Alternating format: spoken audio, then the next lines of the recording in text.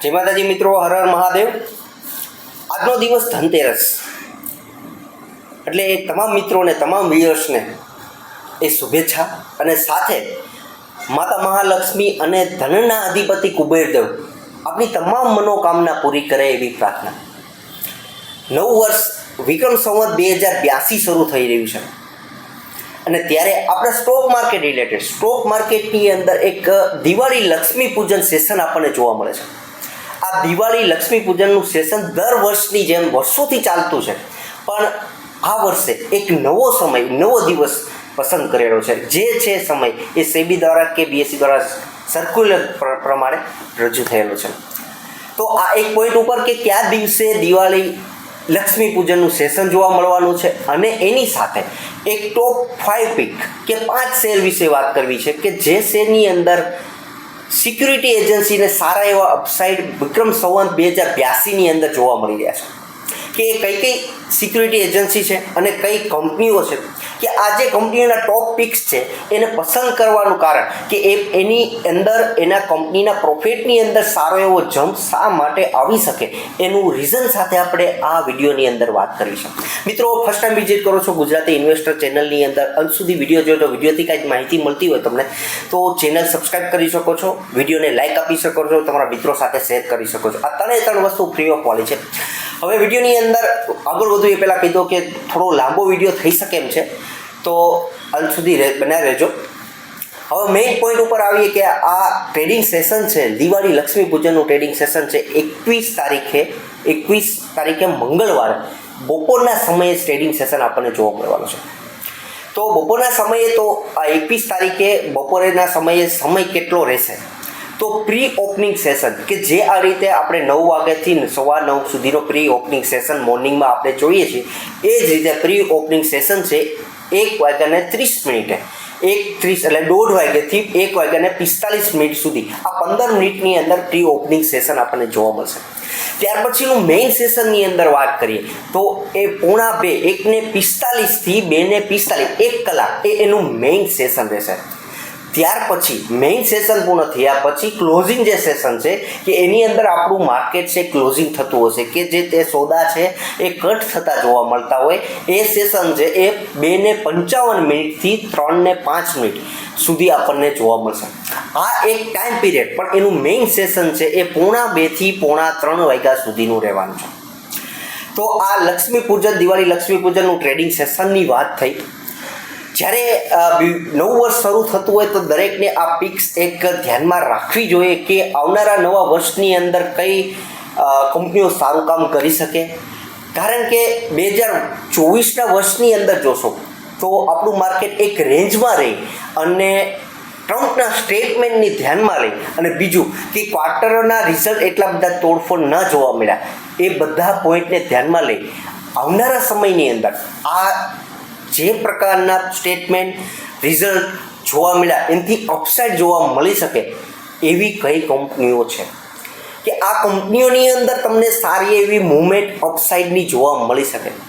તો એમાંની પહેલી કંપની વિશે વાત કરું એ પહેલાં એક પોઈન્ટ ઉપર ફરી એકવાર વાત કરું મિત્રો કે જે કઈ કંપની છે એ ન્યૂ બિઝનેસ અપડેટ સાથે કંપની રહેલી છે કે એ કંપનીઓને આપણે સ્ટોકમાં પ્રિફર કર્યા છે। ત્યાર પછી બીજી વસ્તુ કે આ 5 પીક છે એ જે કંપની છે એ ટોટલી ઇન્ડિયાની રહીને પોતાનો બિઝનેસ કરી રહી છે।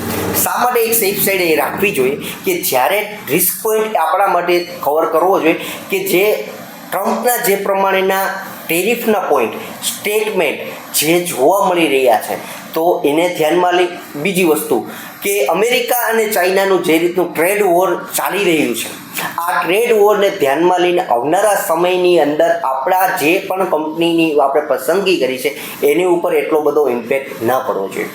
હવે ત્રીજો પોઈન્ટ કે આ કંપનીને ક્યારે તમારે ખરીદવી જોઈએ, આ કંપનીઓને ક્યારે ખરીદવાનો મોકો મળવો જોઈએ કે આ ટ્રેડિંગ સેશનની અંદર ખરીદી કરવી એવું જરૂરી નથી। બીજું કે આ કંપનીઓને ખરીદવી ક્યારે જોઈએ તો અત્યારે એક રીઝન આપણને જોવા મળી શકે ભવિષ્યમાં કે 2082ના વર્ષની અંદર તો એઆઈ બબલ આપણને અમેરિકાની અંદર જોવા મળી રહ્યું છે। તો આ એઆઈ બબલની અંદર ખરેખર જો આ એઆઈ બબલ ફાટશે કે એવું કંઈ જોવા મળશે તો આ બધી કંપનીઓને ખરીદવા માટેની એક તક સમજવી. સેકન્ડ પોઈન્ટ કે ટ્રમ્પનું સ્ટેટમેન્ટ જ્યારે પણ જોવા મળે, ચાઇના યુએસના ટ્રેડ વોરની અંદર કોઈ પણ ફેરફાર થાય, અપડેટ થાય ત્યારે પણ આ ખરીદીનો મોકો. અને જ્યારે અમેરિકન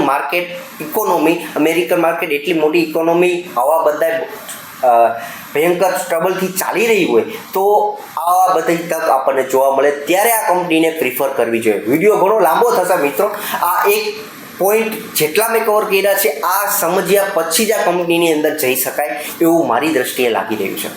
જો અત્યાર સુધી બન્યા છો મિત્રો ચેનલની અંદર આ વિડીયોની અંદર, ચેનલ સબસ્ક્રાઈબ કરવાનું ના ભૂલતા, વિડીયોને લાઇક આપવાનું ના ભૂલતા. હવે આગળ વધીએ છીએ ટોપ પિક ઉપર.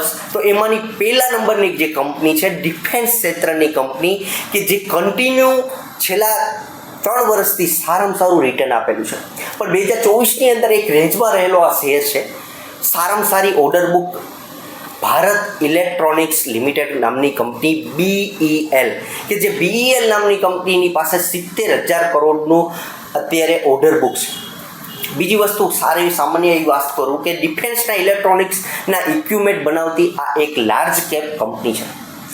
બીજું કે આ કંપની આવનારા સમયની અંદર AI ક્ષેત્રના ડિફેન્સના ઇક્વિપમેન્ટ બનાવવા માટે પૂરેપૂરી સક્ષમ છે. આ વસ્તુ ધ્યાને લઈ આ સ્ટોકને આપણે પ્રિફર કરીએ છીએ. બીજો પોઈન્ટ કે આ સિક્યુરિટી એજન્સી દ્વારા આ કંપનીને કેટલા ટકાનો ટાર્ગેટ વિક્રમ સંવત 2082ની અંદર દેખાઈ રહ્યો છે. તો એની અંદર વાત કરીએ તો પ્રભુદાસ લીલાધરને 50% અપસાઇડ આમાં દેખાઈ રહ્યો છે. ત્યાર પછી ફિલિપ કેપિટલ ને 46% અપસાઇડ આ ભાવથી ઉપરના આ વર્ષની અંદર દેખાઈ રહ્યો છે. ત્યાર પછી મોતીલાલ ઓસવાલની વાત કરીએ તો એને પણ 22% અપસાઇડ આ ભાવથી ઉપરના ભાવે જોવા મળી રહ્યો છે. તો ફરી વખત એ કંપનીનું નામ બોલું છું મિત્રો, ભારત ઇલેક્ટ્રોનિક્સ કંપની કે જે BEL ડિફેન્સ ક્ષેત્રની લીડર કહી શકીએ આપણે. ત્યાર પછીની સેકન્ડ નંબરની કંપની આખા ઇન્ડિયાની અંદર ટોપ કંપની કહી શકીએ, લાર્જ કેપ કંપની કહી શકીએ કે આખા માર્કેટને ધુરંધર ઉપર લઈ જવા માટે સક્ષમ હોય એવી રિલાયન્સ ઇન્ડસ્ટ્રીઝ કે જે કંપનીની અંદર આવનારા સમયની અંદર સારી એવી તક કે સારો એવો મૂવમેન્ટ તમને આ વર્ષની અંદર પણ દેખાઈ શકે.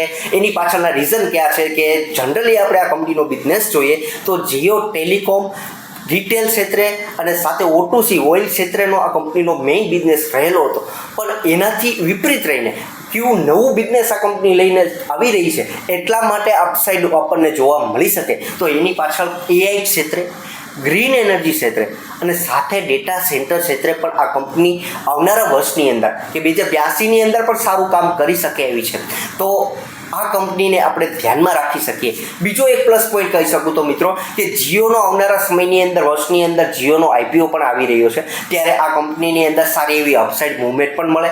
બીજું કે જો કંપનીના કોઈક જીઓના IPOનો આપણને કોઈ એલોટમેન્ટ મળતું હોય એમાં પણ ફાયદો મળે.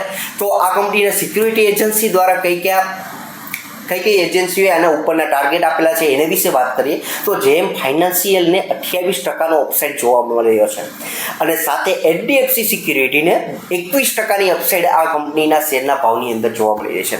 ફર્સ્ટ નંબરની કંપનીની વિશે વાત કરી BEL, સેકન્ડ નંબરની લાર્જ કેપ કંપની બંને કે સેકન્ડ નંબરની વાત કરી રિલાયન્સ ઇન્ડસ્ટ્રીઝ. ત્યાર પછી થર્ડ નંબરની કંપની એક ક્ષેત્રની કે જે ક્ષેત્રની અંદર ઇન્ડિયા ચાઇનાનો ટ્રેડ વોરની વાત ચાલી રહી હોય તો રેર અર્થની એક નવી સેક્ટરનો ગ્રોથ થતો એવો જોવા મળતો હોય અને આ ક્ષેત્રની અંદર ઇન્ડિયાને ગ્રોથ કરવો જ પડશે કારણ કે આના સાથે ઘણી કંપનીઓ એના પોતાના બિઝનેસીસ જોડાયેલા છે. તો એવી જ કંપની GMDC ક્ષેત્રે વાત કરું કે કંપની વિશે વાત કરી કે આ કંપની પોતે લિગ્નાઇટ, બોક્સાઇટ, માઇનિંગ અને પાવર ક્ષેત્રે પોતાનું બિઝનેસ કરી રહી છે. આ મોસ્ટલી આ કંપનીનો બિઝનેસ છે એ આપણા સૌરાષ્ટ્રથી બિલોંગ રહેલો છે. અમરેલી, પોરબંદર, ભાવનગર, રાજકોટ, અલગ અલગ કચ્છ સાથે પણ સંકળાઈને આ કંપની બિઝનેસ કરી રહી છે. હવે આ કંપનીની અંદર ગવર્મેન્ટને આ ક્ષેત્રને ગવર્મેન્ટનો 1500 કરોડનો સપોર્ટ મળી રહ્યો છે. એક કેપેક્સ કે કેબિનેટ દ્વારા એક સ્કીમનો લાભ મળી રહ્યો છે. સાથે બીજો ફાયદો એ પણ મળી શકે કે આવનારા સમયની અંદર જો ઇન્ડિયા US અને ચાઇના સાથે જો જે કોઈ ટ્રેડ વોર જોવા મળે તો આ કંપનીઓને રેર અર્થ તરીકે અને ક્રિટિકલ મિનરલ્સ ક્ષેત્રે સારો એવો ફાયદો થઈ શકે. તો આ એક લીડર્સ તરીકે આવનારા સમયની અંદર સારું એવું રિટર્ન આપી શકે એમ છે. ફર્સ્ટ કંપનીની વાત કરી મિત્રો BEL, સેકન્ડ નંબરની કંપની વિશે વાત કરી રિલાયન્સ ઇન્ડસ્ટ્રીઝ, ત્યાર પછીની થર્ડ નંબરની કંપની વિશે અત્યારે વાત કરીએ આપણે GMDC, ત્યાર પછી 4 નંબરની કંપની ઉપર વાત કરું એ પહેલાં વાત કરતો મિત્રો કે પ્રભુદાસ લીલાધરે GMDCને 52% અપસાઇડ અહીંથી દેખાઈ રહી છે, એટલે સારામાં સારો અપસાઇડ એમને લાગી રહ્યો છે, મિડ કેપ કહી શકીએ એવી કંપની છે. ત્યાર પછીની 4 નંબરની કંપનીની વિશે વાત કરું, જો તમે આ રીતના પોર્ટફોલિયો તૈયાર કરતા હોય લાર્જ કેપ મિડ કેપ, તો એક એવી પણ કંપની પસંદ કરો મિત્રો કે જે નવી પેઢીને દરમિયાન પોતાનો બિઝનેસ કરતી હોય અને એનો ગ્રોથ ફાસ્ટ હોય, તો એવી જ કંપની તમે નવી પેઢી ન્યૂ એર બિઝનેસ કે ગ્લોસરી ક્ષેત્રે કામ કરતી હોય તો તમામને યાદ આવશે પહેલી ઇટરનલ, પણ નહીં મિત્રો, ઇટરનલ કરતાં સેકન્ડ નંબરની જે કંપની છે એના ઉપર હું વાત કરું કે સ્વિગીને જો તમે પસંદગી તમારી આપશો તો સારી એવી અપસાઇડ મળી શકે. એની પાછળનું રીઝન શું છે? એક જ વસ્તુ મિત્રો વાત કરીશ કે આજથી 2 વર્ષ પહેલાં 50%નું માર્કેટ છે, જેમ અત્યારે ઇટરનલનું ગ્લોસરી ક્ષેત્રે કામ કરી રહી છે બ્લિંકિટ, એમ 50%નું માર્કેટ એની પાસે છે. એવી જ રીતે અત્યારે 2023-24ની અંદર ટાટા મોટર પાસે 50% કરતાં પણ માર્કેટ એવી ક્ષેત્રનું હતું, પણ અત્યારની પરિસ્થિતિ વિપરીત છે. અત્યારે ટાટા મોટર પાસે એટલું માર્કેટ નથી, તો અત્યારે જે રીતે બ્લિંકિટ પાસે માર્કેટ છે તો એ માર્કેટ છે ભવિષ્યની અંદર કેચઅપ સ્વિગી કરી શકે, કારણ કે ગ્લોસરી સેકન્ડ નંબરની કંપની આ છે જે ઇન્સ્ટાગ્રામ થ્રુ પોતાનો બિઝનેસ કરી ગ્રો કરી રહી છે. હવે 50%નું બ્લિંકિટ પાસે માર્કેટ છે, તો ભવિષ્યમાં આ માર્કેટ છે એ સ્વિગી પાસે પણ અમુક ટકાનો ભાગ આવશે, તો એની પાસે એનો ગ્રો થવાનો ચાન્સ વધારે છે. અત્યારે તો ઓલરેડી 50%નો બિઝનેસ ઇટરનલ પાસે છે જ, પણ એની પાસેથી છીનવી કે એની પાસેથી બિઝનેસ આગળ વધારી શકે એમ હોય તો એ ઇન્સ્ટામાર્ટ છે, એટલે કે સ્વિગી. તો અત્યારે 50 સ્કોપ ગ્રોસરી ક્ષેત્રે આપણને સારો એવો ઉપરનો દેખાઈ રહ્યો છે. આ સિવાય વાત કરીએ તો મોતીલાલ ઓસ્વાલ દ્વારા સિક્યુરિટીના અહીંથી આ કંપનીના શેરના ભાવની અંદર 25%નો અપસાઇડ દેખાઈ રહ્યો છે.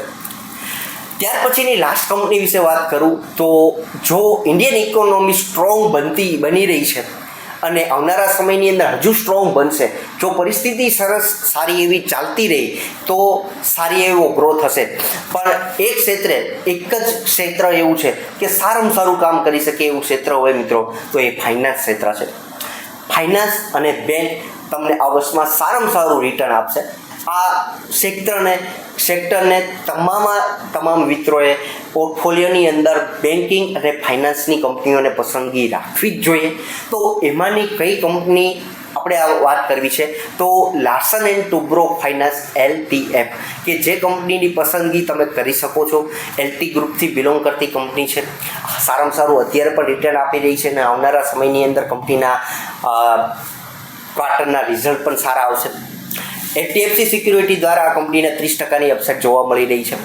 ઓલ ઓવર વાત કરું તો મિત્રો દરેક કંપનીની જે પણ મિત્રોની વાત થઈ છે એ કોઈને ખરીદવા કે વેચવાની મારા તરફથી ભલામણ નથી, પણ એક માર્કેટ રિલેટેડ શીખવા માટે ધ્યાનમાં રાખી શકીએ એવી આ બધી જ કંપની છે કે જે તમને સારી એવી વિક્રમ સંવત 2082માં સારો એવો પ્રોફિટ કરાવી શકે.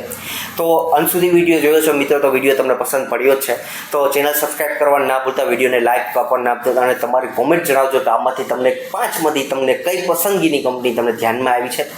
થેન્ક યુ એન્ડ સુધી વિડીયો જોયો છે બધું.